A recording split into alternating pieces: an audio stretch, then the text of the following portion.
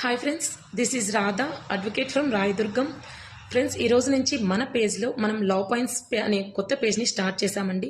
మీరందరూ ఆదరిస్తారనే ఒక ఉద్దేశంతోనే ఈ ఈ పేజ్ని స్టార్ట్ చేశానండి. ఇంకొకటి ఏంటంటే, ఈ పేజ్ యొక్క ముఖ్య ఉద్దేశం ఏంటంటే, ప్రజలందరిలో లా సెక్షన్స్ పైన ఒక మంచి అవగాహన తెలియచేయాలి. అండ్ ప్రాబ్లమ్స్ వస్తే ఒక మీడియేటర్ దగ్గరికి లేకుండా డైరెక్ట్ ప్రజలే ఒక మంచి అడ్వకేట్ని అప్రోచ్ అయ్యి కోర్టు ద్వారా అందరికీ న్యాయం జరగాలని ఒక మంచి ఉద్దేశంతోనే మీకందరికీ బేసిక్ నాలెడ్జ్ని, లా నాలెడ్జ్ని ఇవ్వాలని ఒక మంచి ఉద్దేశంతోనే ఈ పేజ్ని స్టార్ట్ చేస్తున్నానండి. మీ అందరూ ఆదరిస్తారనేసి నేను ఈ పేజ్ని స్టార్ట్ చేశానండి. అండ్ ఇంకొకటి ఏంటంటే, సొసైటీలో day by day harassments and మర్డర్లు అంట, రేప్లు అంట, ఇలా ఎన్నో డే బై డే ఇంక్రీజ్ అవుతున్నాయండి. ఇలా ఇంక్రీజ్ మనం చూస్తూ ఉంటాము. మన లైఫ్లోనే మన చుట్టుపక్కల చూస్తూ ఉంటాము. పిల్లలకి బాల్య వివాహాలు చేస్తూ ఉంటారు, చూస్తూనే ఉంటాము. ఇద్దరు కొట్టుకుంటూ ఉంటారు, చూస్తూ ఉంటాము.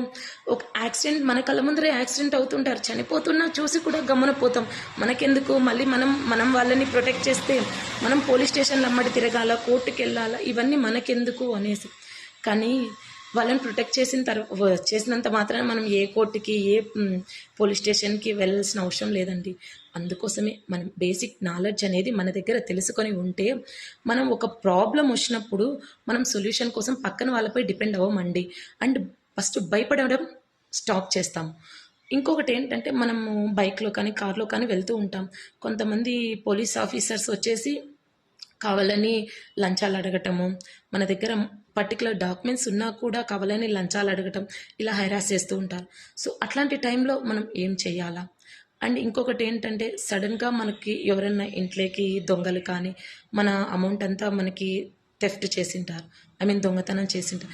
సో అలాంటి టైంలో ఎవరిని అప్రోచ్ అవ్వాలా, మనం ఎలా కంప్లైంట్ రేస్ చేయాలా, మనం ఎలా కంప్లైంట్ చేస్తే ఎలా రెస్పాండ్ అవుతారు, ఒకవేళ మన ఇంట్లో ఒక పాపని ఎవరైనా రేప్ చేశారు, అతనికి ఎలా శిక్ష పడేలా చేయాలి.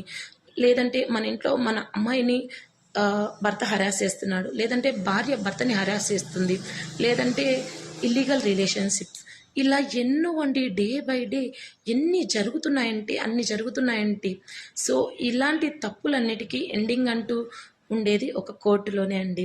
సో మనం సెటిల్ చేసుకున్న, ఒకవేళ మనం కోర్టుకు వెళ్తే మన పరువు పోతుందని ఫీల్ అయ్యామంటే మన తప్పండి. అంతకు మించి పెద్ద తప్పు అయితే ఇంకొకటి లేదు. కోర్టుకు వెళ్తేనే మనకి న్యాయం అనేది జరుగుతుంది. కంపల్సరీ అండి కోర్టుకు అప్రోచ్ అవ్వాలి. ఫస్ట్ భయపడడం స్టాప్ చేయండి. సో ఇలాంటి మరిన్ని అప్డేట్స్ కోసం మన పేజ్ని లైక్ చేయండి, షేర్ చేయండి, కామెంట్ చేయండి.